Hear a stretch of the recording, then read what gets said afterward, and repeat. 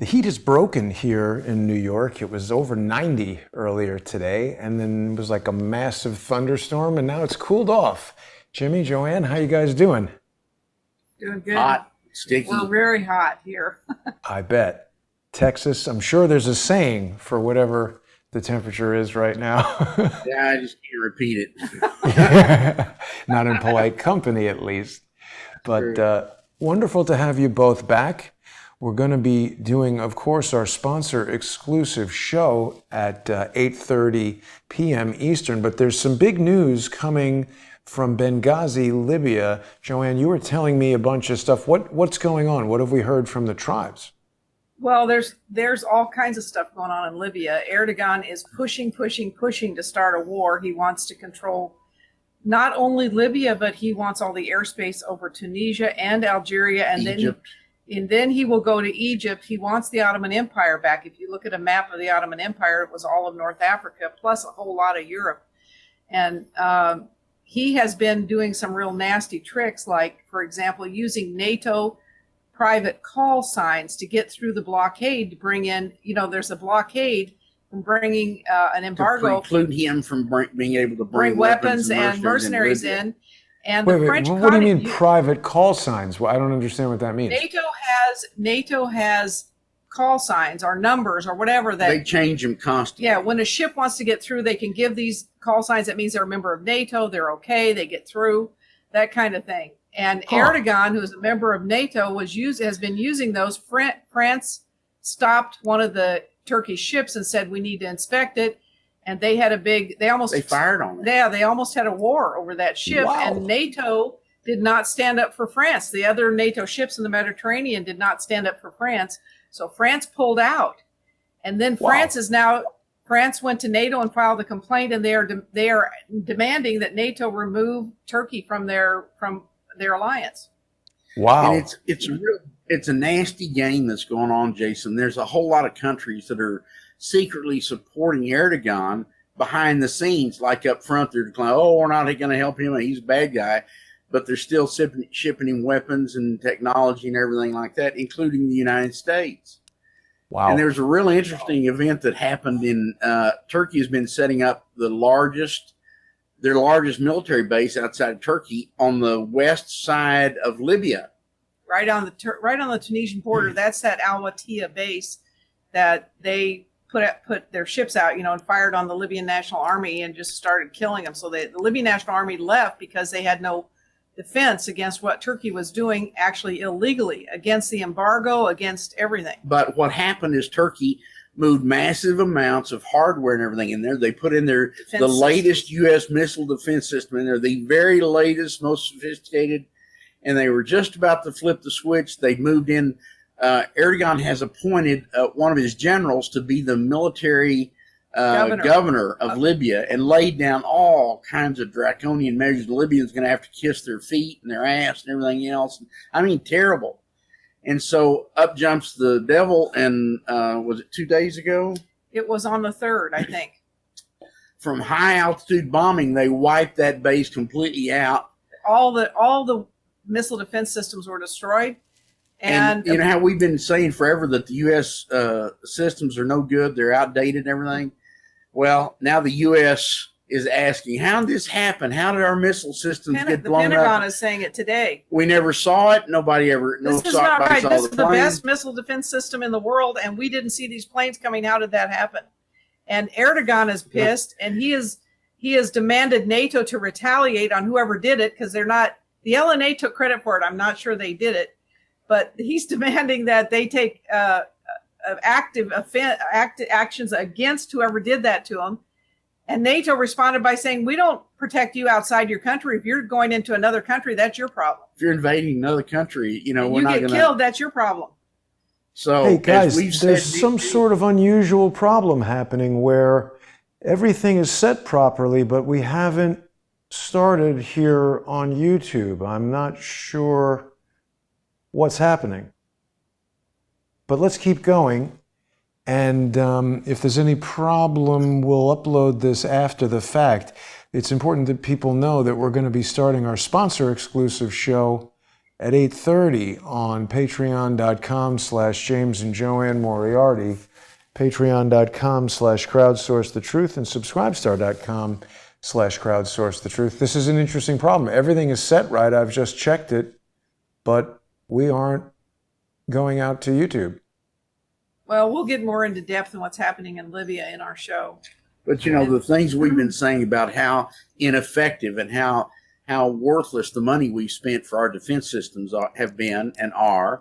The bad guys own the military-industrial complex. They overcharge for everything. This has been a known event forever. You remember, well, you wouldn't remember, Jason, when you were still wearing diapers, some of the politicians, legitimate politicians, were complaining that a hammer was costing $257. No, I remember that. $450. You remember that? Okay. Space shuttle toilet seats were $50,000 and things like that. So everybody just shut up about that because now all of them are on the take. So no, there's no question. But here we are at $700 and something billion military budget, and we're getting no value for our money. And you've got other countries in the world with 10% of the budget that we have, that are producing the most sophisticated systems, weapons that really work, defensive systems, you know. And so, you know, it just shows again how much of a bunch of pack of liars all our politicians and military leaders and everybody, because, you know, we're not even in the game anymore. Yeah. Well, it's interesting. The problem appears to be with YouTube because we are live right now on Facebook and Periscope. So I apologize to our YouTube viewers. We're going to have to figure out what's going on. But we'll still be going live on patreon.com/James and JoAnne Moariarty, patreon.com/crowdsourcethetruth, and subscribestar.com/crowdsourcethetruth.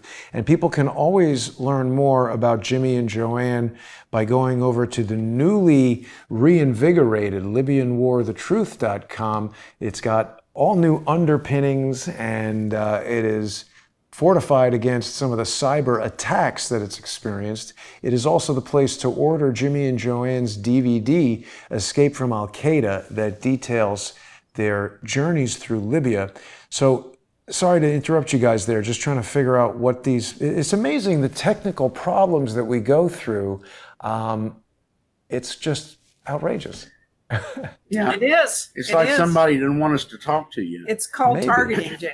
We've been targeted since 2011, since we were in Libya, and our eyewitnesses to the war crimes that were committed by NATO and all the lies used to destroy that country. But, you know, there's a lot of stuff that we've got about Libya. We've also got, at the tail end of the show, we'll be covering a lot of the absolute lies and misrepresentations coming from the banking and financial sector. And we're going to talk about Texas and the virus that everybody's talking about. I hate to even say it anymore. I'm sick of saying it. It is such a lie.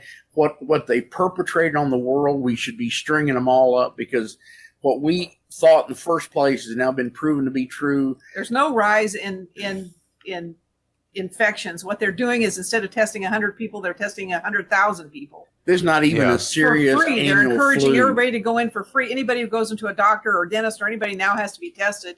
Doesn't matter. And they're testing for antibodies. They're testing for antibodies. And it's, you know, they've expanded. Is becoming draconian, Jason. If there was one person that tested positive, they're now listing it at 16.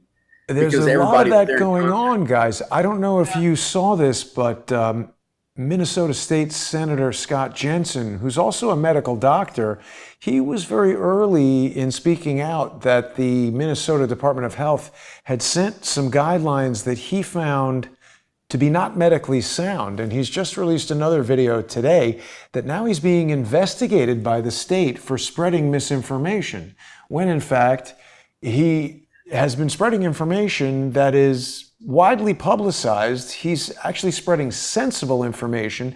This video here, I saw it earlier, and he's explaining what what this complaint is all about and where it may have originated from. They don't tell him where it originated from, but this is very troubling. I've been trying to get in touch with Dr. Jensen, and I'm going to make a even more concerted effort. Yeah, very strange. Neither of the YouTube channels are playing our show right now, but hopefully Jason, people are watching. Let's look at why would these criminal leaders of all these countries and all the banks, why would they crash the economies over a phony, absolute phony pandemic. It's a hoax. Why would they do it? It's because they're covering up the crash of their fiat money, their toilet paper systems. They're criminal. They're covering up their sins, and so they've shut everything down.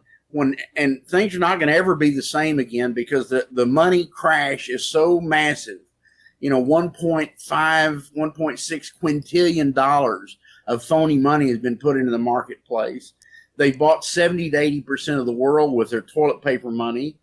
And they've been caught finally, and the world is not accepting this anymore. And so to cover this up, they knew it was going to happen. They knew eventually they're going to be caught with their hand in the cookie jar.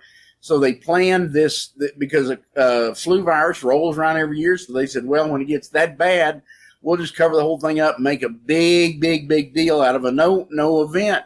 And that's what they've done. And they have ruined everybody's economy. Yeah, they've caused everybody to spend all their money. Henry Macau sent today. Henry Macau put out an article that said the Rothschilds owe reparations to the world. Yeah, which they do. Trillions of dollars of reparations for all the wars they've created, for all the money they've stole, for all the illegal money they've printed, and for the economic attacks on countries illegally. It goes on and on. They own 160 countries, including the United States. But I want to say about that doctor you were talking about, Jason. Yeah, you know, Scott people Johnson. who are telling the truth is now becoming against the law. Right. And I see the governor of Texas says because it's been proven that these masks stop the spread. Okay, show me the scientific evidence. Right. They just spread a lie. They just say a lie. They don't have any scientific evidence. They just say it, and then everybody says, in fact, "Oh, the governor says this." So, in fact, the medical evidence is exactly the opposite. Yeah, exactly. The opposite. And they defend these masks left, right, and center, and they are actually a health hazard. And by everybody putting a mask on, what they've done is they're committing psychological warfare, and they know that everybody put on a mask has bought into the lie. So we control this idiot. We control that idiot. The ones without a mask, they know that they haven't controlled that. And when you see Gates and his wife sitting up there and said, well, people didn't take this COVID-19 very seriously, but the second wave, they're really going to have to take it. Ha, ha, ha. Right. You know, this is sickening. And Fauci, this criminal, this sorry bastard, it's a scheme, has now said that the next round is going to look more like the flu, the swine flu or Spanish flu. That sorry bastard in 2005 was the one responsible. Yeah, he did. Yeah. So, you know, that criminal bastard should be put down today. And here he is. He's been 36 years advising the government of the United States. Wake up, people. He is a criminal. He is a sorry eugenist, and absolutely does not deserve to be walking on this earth.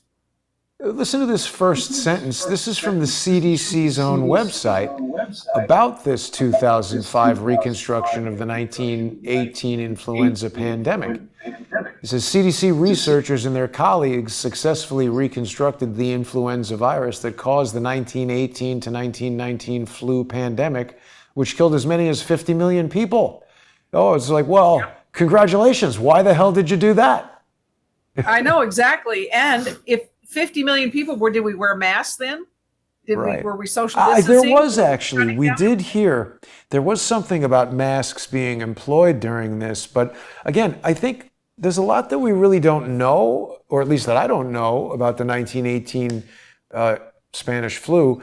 There have been things, I've heard whispers that it also might have been somehow related to vaccines. I don't want to say too much about it until I get more information, but there's a lot of strange things about this 1918 to 1919 influenza pandemic. Maybe even that it was just 100 years ago. Perhaps dopes like Bill Gates and Anthony Fauci were reminiscent for a pandemic. But I cannot imagine what the scientific purpose is of, resuscitating this virus. Yeah, there was an article put out today, or not today, but recently, that Nazi Germany, they started their mess with a pandemic. Yeah. But you know, Jason, whenever they first of all tried to sell us this pandemic based on a know-nothing kind of a flu. And now then the second time around may be one that is weaponized and includes the 1919 really deadly virus. It may include the I'm not trying to spread fear, but that's what Fauci's trying to do. Yeah. Why else would he stand up and say the next one may look like the it's because they have to use fear. It's their tool to control people. And you know, that like the guy, somebody put a meme out that was great. It says, okay, we all have to stay home now until nobody ever dies again. People are going to die in their homes. Exactly. But the point is, we're also scared we're going to get this and die. And now Europe has come out and said nobody has died from the COVID. The majority of all people who have died, all of them, they said, had some other disease they died from. There were 17 They may countries. have had the COVID, but they died from the other disease. There was a serious medical evaluation done in 17 countries. All these doctors were not being paid. They weren't on any agenda. They were trying to find the truth. And they said they could not find a single case. There were a lot of deaths. Single death. There were a lot of deaths where the people had pneumonia and they were tested positive for the antibodies, but they died really of a disease like cancer or tuberculosis or diabetes whatever or something. And but and this was 17 countries. This was not Fauci and Bill Gates and the criminals running the test. And they said that they did not have a single death proven. But it's real clear, Jason. There's been man on this planet for a lot of centuries, and there hasn't been any big panic. There hasn't been. We go through the Black Plague. We go through all kinds of things. It's what we live with. We have a natural immune system that works, and you get out in the sun and you eat good food, and your immune system works very well. It fights all these things every day. They got to make China the bad guy, so they said it came from Wuhan. This sorry bastard Fauci was in Wuhan at that lab in November. Yeah. Did that sorry bastard bring it back to the United States and spread it out? Nancy Pelosi there too? We heard Nancy Pelosi was there. Wow, she's probably buying ice cream for $15. There you go. I don't know if you guys, I had never heard of this guy before, but I still subscribe to Variety, which is like the Hollywood trade publication. So this guy, Nick Cordero, who's a Broadway actor, he died at 41 after coronavirus complications. That headline just struck me as weird, so I started looking into this a bit. And he's been in a lot of different Broadway shows.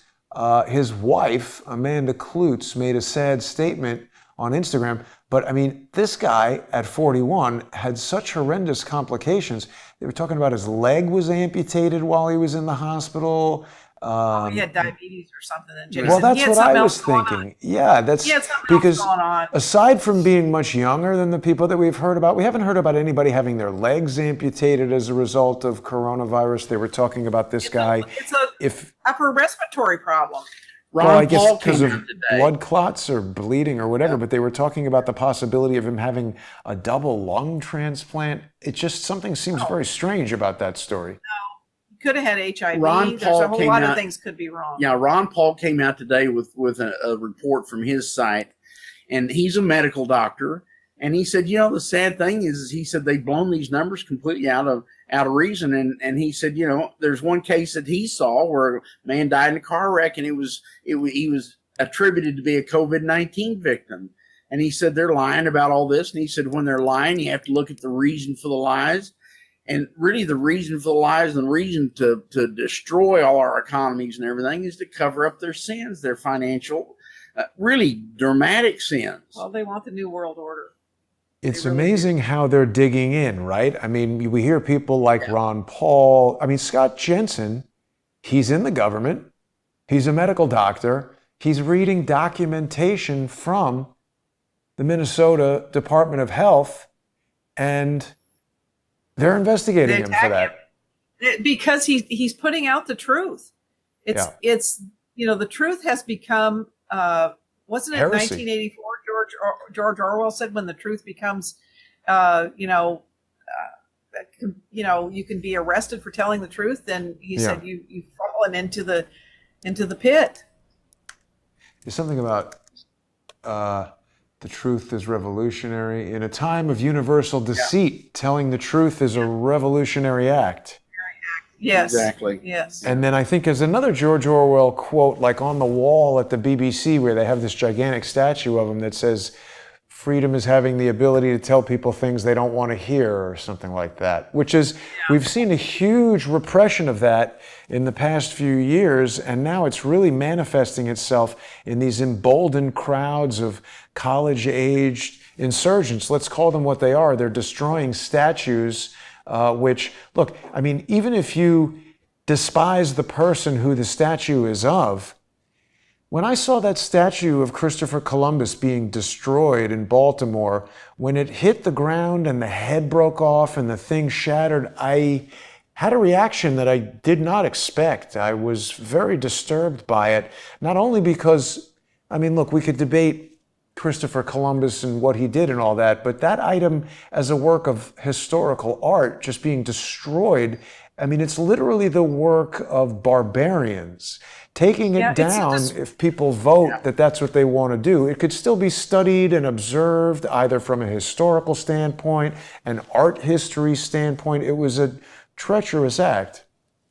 Yeah, it's the destruction of your country, illegal destruction. And, you know, they did that, I think, in Russia when they took down the Tsar. They've done it in a lot of countries.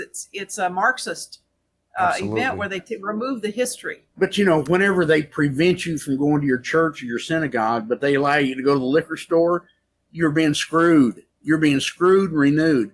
When you can't go pray, when you can't have a family get together, but you can go to Costco or you can go to Walmart, right? Then you're being screwed. Yeah.